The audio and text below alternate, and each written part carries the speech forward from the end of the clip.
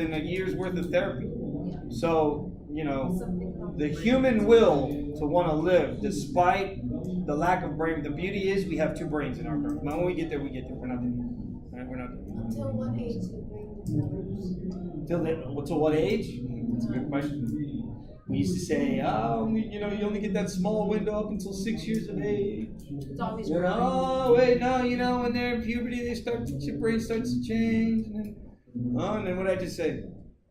How much you expose yourself to new stuff will determine how well your brain will respond. So if you're constantly exposing yourself to new stuff regularly, your brain will always be growing. You'll always be having these hormones released from the brain and then organs releasing back onto the brain. So there's this kind of connection, guys. Hormones, protein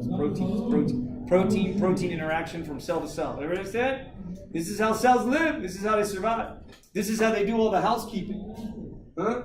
This is how they'll do the DNA replication in S as well. It's about proteins. Hey, what proteins? Oh, I got a list of proteins. Says, right now we need to do DNA replication. Let's go. Let's do it. Let's open up all the DNA. Let's duplicate all the DNA. Let's check all the DNA.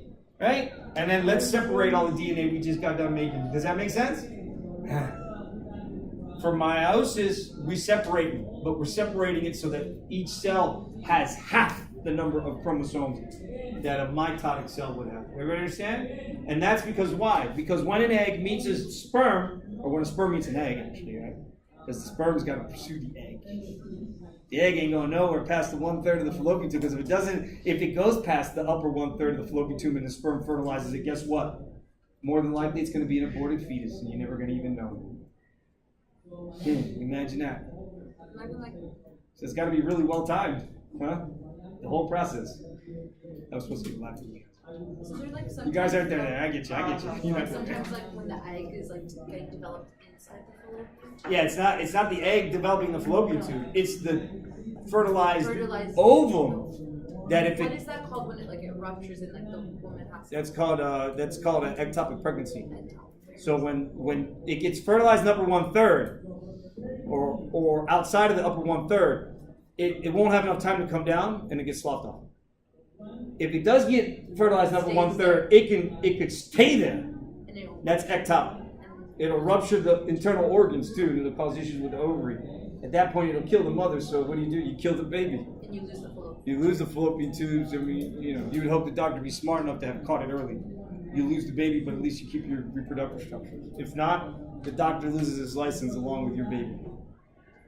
Okay? Because that's his fault. No joke. No joke. So now, hey, if I got to do all the other housekeeping stuff, I don't want to do DNA duplication. I want to make RNA. So, okay, bet. But for you to make RNA, you first have to make this pre-mRNA, which I didn't talk about the other day. Now, that pre-mRNA is RNA that has too much material in it. It's called junk DNA, or junk RNA, I apologize, right? So within the DNA strand, when it's open, and you make that RNA is not perfect. It's got junk material in it, you understand? So the pre-mRNA has these exons plus introns. Everybody see that? That's what the pre-mRNA has. So that, wait. So what's mRNA stand for, guys? Remember what I said? mRNA stands for what? Messenger RNA, right? So I have a pre-messenger RNA? Yeah. I got a pre-messenger RNA that's got a whole bunch of stuff in there that I have to figure out how to put it together. Okay? So from that pre-mRNA, I take out my introns because my introns stay within confines of nucleus. So stay within confines of nucleus. Confines. Confines of nucleus. And so what happens, guys? What's the mRNA really? What is it? It's the what? Just the exons. Does everyone agree? The exons exit the nucleus. Did everybody hear me? I'll say it again. The exons exit the nucleus. Now, that's not really true. Watch this. So I'm going to show you how this is not really true. I'm going to show you how, because of this ingenious mechanism, we can make variations of the same proteins from the moment we're born to the moment we die, and each protein will be slightly different. I got my RNA, my DNA, I make my pre-RNA. I have one, so I'll use 2 different colors. I'll use black and blue.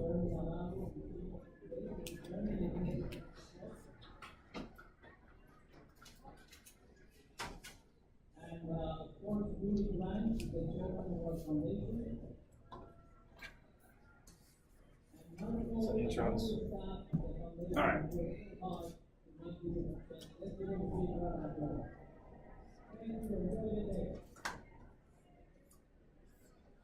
Now imagine, this is intron 1. This is intron 2. This is intron 3. This is intron 4. And what have we said? That the introns stay inside the nucleus. So what does that mean? That means that I have to take each exon and what? I got to cut them out of there. Everybody see? I got to cut them out of the RNA, the pre-mRNA. And I got to stick them together. So I got to take my first one, stick it to my second one, stick it to my third one. Everybody see that? To make what is now the RNA. Everybody see that? Now, I'll give you an example. How many of you are cinematography, or you like film?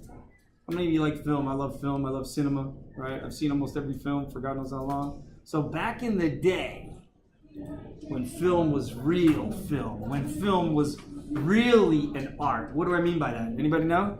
Old cameras and how they were Like it actually had to be filmed, and then not only that, it actually had to be physically what? It had to be physically made. It had to be physically cut.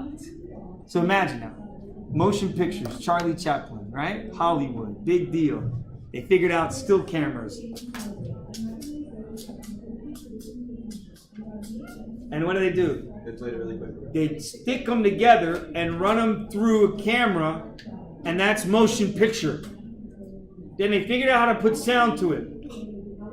So now imagine, they used to, when I was a kid, when people would go to the movie theater, they literally had somebody who was paid regularly to come in and receive the movies from Hollywood in different canisters. This is nitrate film. And they had to stick the film together to then put it on the massive reel that would run in the movie theater. And one time, the movie actually burned out because what happens is they got the hot bowl, and if for whatever reason the film gets stuck and then it burns. So again, this idea, you had someone whose job it was to splice the film together. The film came in an hour to 2 hour long feature came in 3 separate canisters, guys. So that meant that for every movie on every reel in every theater in the movie complex, imagine this, 12 movie theaters in one movie complex, I'm going to have to splice together a movie for each one of those. Now you see why they only ran a particular movie on certain days, at certain times, at a certain amount of time? Because it was time consuming. Guys, we do this almost instantaneously. We splice, did everybody hear me? We splice our RNA together almost instantaneously. And sure enough, when we want to do alternative splicing, what does that sound like? I feel like, you know what, today I feel a little alternative. Let me make a little variation here. Everybody ready? Was that not getting one of the X's? Let me make a little, instead of taking this guy, I'm going to put this guy in. I'm going to leave that intron in. That's going to give me a little variation. It's called alternative splicing, guys.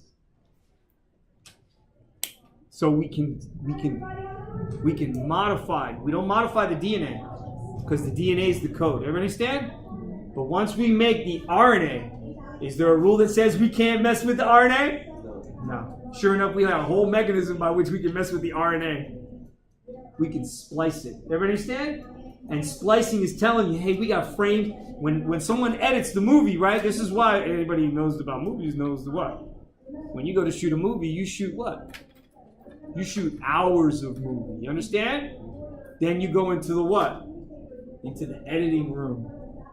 And then you start picking and choosing what frames, what scenes, what, and then you splice it all together to make that movie. You ever understand? Does the movie change depending on what scenes you use? Does the overall theme of the movie change depending on what scenes you use? Yes. No, because you already have planned out what scenes. This may just be a little too much. Like, I don't need too much of that sex scene, I didn't need too much of that sob sorrow scene, so let me cut it here. It doesn't change the overall theme of the movie, right? It could if I was filming like a whole bunch of different stuff. But the idea is that even if I do these small little changes, overall, does it change the overall impact of the protein? Get me, guys? The overall movie is going to be the same. The kid loses his doggy, the kid finds his doggy. The doggy saves somebody, and the doggy saves the kid and the family, yeah? And everybody lives happy ever after. Does it really matter what scenes you wind up putting up there to show it? No, not unless you can get those scenes that really draw that drama out of it. This is where you get the premiere, right? Little Oscars. But guys, this is how, believe it or not, what I tell you, everything that we do in life, all we're doing is mimicking what already occurs in nature. Did everybody hear me? So the same way we used to splice motion pictures is the same way we splice not our DNA, but our RNA. Now I'm here to tell you that we do splice our DNA as well. There's only one set of cells that actually can do this, and those are our immune cells. Can anybody think of why an immune cell would want to splice out its DNA? Why would an immune cell? Immune cells do what, guys? What's your immune system do? Defends your system. Does everybody agree it fights infection? Yes. So wouldn't you want to engineer your DNA so that the protein that it makes is kind of new each time you get exposed to the same bacteria? It gets a little bit better. Gets a little bit stronger. So believe it or not, look, the first time you get infected by a bacteria, it's usually the most severe.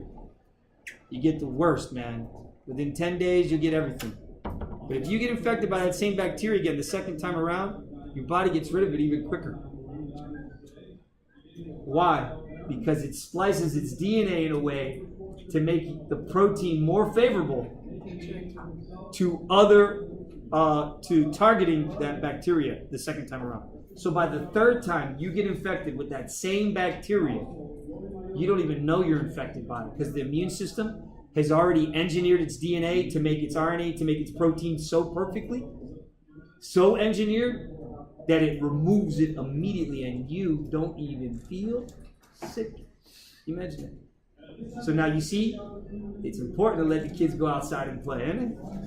Get that dirt underneath their fingernails and do all that nasty stuff, get some other kids' mucus in their mouth, right?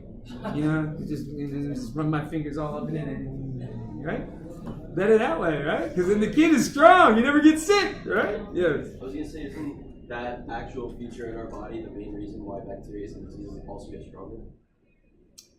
No, this is actually our way. So our immune cells, the B and T cells, they're going to make a variety of B and T cell receptors. Those receptors are proteins. Everybody understand me? Those proteins are encoded by RNA. That RNA is encoded by DNA. That DNA is modified regularly every time those cells get exposed to the same bacteria. So it's amazing. So we can splice DNA, but that's, again, I don't want to get into that with you guys right now because that's 2086 stuff, but just throw it out there for you guys to think about it. We can splice our DNA in special cases, we do that. We can mutate the DNA as well. This is how we make it so special. That's not, you ever hear mutation of DNA, guys? When do you ever hear that that's a good thing? Movies. Yeah. I was going to say, I was waiting for what? Marvel Comics, right? Spider-Man. Spider-Man, Marvel Comics, right? That's when mutations are favorable, right? The original Spider-Man didn't have the glands that allowed him to shoot. Nah, he was a good engineer. He figured out his spiderweb shooters, right? It was the whole Spidey sense and the strength that he got. Yeah, I'm a nerd like that, guys. So, It's on the whole. All right, so now. So that first set of Spider-Man movies was a little off there, right? So now, sorry, but DNA, most cases, DNA mutations are not favorable for life. Not favorable. Sure enough, in the immune system, mutation of DNA is favorable. What did I tell you? Hey, it's okay, we go change that DNA, because ultimately we're going to change that RNA, that pre-mRNA. Ultimately, we're going to change that mRNA, and we're going to ultimately change that protein over time. Thank God for our immune cells that they have this all programmed into us. No other cells have this. Do you understand? The idea of being able to change their DNA and modify it, no other cells have this. Only B and T cells within the lymphatic system, within the immune system. No other cells have this ability.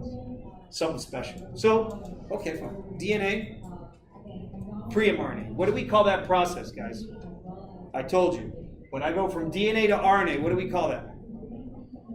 Remember? This one's replication. This one's referred to as translation. I'm sorry. Transcription. Apologize. That's DNA to RNA. DNA to RNA is always going to be referred to as transcription. And what did we say? Didn't we say that does the DNA only encode for pre-mRNA? No. The DNA also does what? It goes undergoes transcription to also produce rRNA, which is the RNA associated with ribosome. It also produces the tRNA, which is the transfer RNA. That's the one that takes and recognizes the code from the mRNA, whatever exons it gets. It's reading its triplet. So transcription makes the difference between R, T, and M? No, transcription will do all three. Okay. But it'll make But it just like so you know, that what is mRNA is really a form of pre-mRNA that has to be processed after the fact. Everybody see that? So what do they call this? Taking pre-mRNA to mRNA, they call that post-transcriptional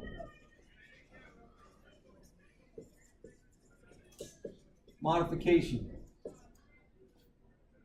It's after transcription that I'm modifying the molecule that I made. Everybody see that? We're now talking about modifying RNA or tRNA. Doesn't tRNA get modified? How does tRNA get modified, guys? When I make my tRNA, yeah? It gets made. Okay. I got my tRNA, it's RNA. What does the RNA need? It has to be charged. You have to add. You have to add. After the fact, after it's made, you have to add an amino acid, a corresponding amino acid. So you add amino acids to the tRNA. One amino acid to one tRNA molecule. Everybody understand that? One amino acid for every one tRNA molecule. That's how they got to link up. And then the tRNA's job is, remember I told you, is to read three bases. Three bases. That's what its job is. Read three bases. Okay, three bases. We're going to go over this now. Sorry. So now, I'm at my mRNA. I got my rRNA. I got my tRNA. My rRNA is ribosomal. The little r stands for ribosomal RNA. There are only 4 pieces of ribosomal RNA made. 4. 3 of those 4 associate with the large subunit of the ribosome. 1 of the 4 associate with the small subunit of the ribosome. Everybody understand that? So when I go to draw, sorry. So if I draw my large subunit, looks like Blinky from Pac-Man, right? Yeah. Relaunch Pac-Man? Come on, man. I'm trying to give it to you. You guys are just... Alright. Oh my gosh.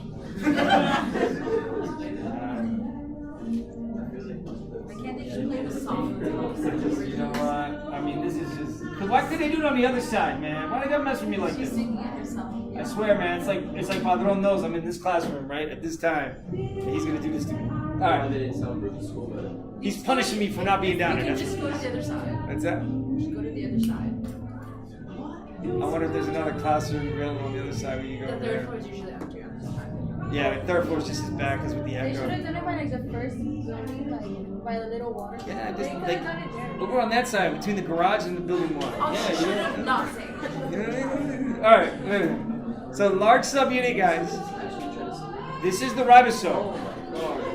Can we just go? I'm not gonna criticize. I'm not gonna criticize. All right, so guys, here's a large subunit. Okay, so the large subunit to work, it needs. I'm just gonna draw dots in there. Okay, guys. It needs those three pieces. Those three rRNA pieces. It needs it, and the subunit will need. Okay. Anyway, so large subunit plus three rRNA molecules, right? That's what's gonna get this guy up and running. Got me? But not enough. I gotta get this guy up and running. So I gotta have my one ribosomal RNA associated with my small subunit. So now I have that plus that, this plus this. Boom, they come together. Got me? This is the protein machinery, guys. Whether the ribosome is floating in the cytoplasm or associated on the ER, right? I mean, man, I should get like an Emmy for this, right? Being able to teach, right, over this. This is like a Parks and Recreations moment, right? Isn't it? This is like something you would see in Parks and Recreations, right? All right. So large subunit plus three rRNAs. Small subunit plus one rRNA. There's only 4 in total. I get that together, I got my protein machinery ready to go. Got me? Any questions so far? Somebody needs to call Chacal. You know who Chacal is? I'm dating myself. Telemundo, Sábado Gigante. And Chacal was the guy who would wear the black hat, and then he'd come out with the cane, and he'd grab the person and drag them off. With the little midget right Yeah, the little midget right in behind him. All right. Yes. Questions? Is that a ribosome? Or Yes. So this whole thing is a functional ribosome. That's a functional. That's a functional ribosome. My crappy look for a functional It ribosome. looks amazing. Yeah, isn't it? It's all good. It's all good. I know it looks crappy, but it's all good. Again, there it is. You got me? Remember, functional ribosome is the protein machinery of the cell. The only way I can make the protein is if this guy gets together and he's got the she's got, right, pieces of RNA up top there and the pieces of RNA down bottom as well. So you gotta have your large subunit, small subunit, and the pieces of RNA to come together, the rRNA. Got that together? Now all we need is the pre-mRNA to become the messenger RNA. Yes? That's all I gotta do. All I gotta do is get this to this. This happens, remember, within the nucleus. Yes? The mRNA. What did I say? If the mRNA comes out of the nucleus of the cell and goes into the cytoplasm, then it's going to associate with ribosomes that are in the cytoplasm. It's going to make protein that's going to stay inside the cell walls. You understand that? That's how I'm going to traffic it. If any protein that I need to make that's inside the cell, I have to be mRNA that's going to exit the nucleus. It's going to go to free-floating ribosomes in the cytoplasm. Those free-floating ribosomes are going to assemble, and they're going to make the protein. Got me?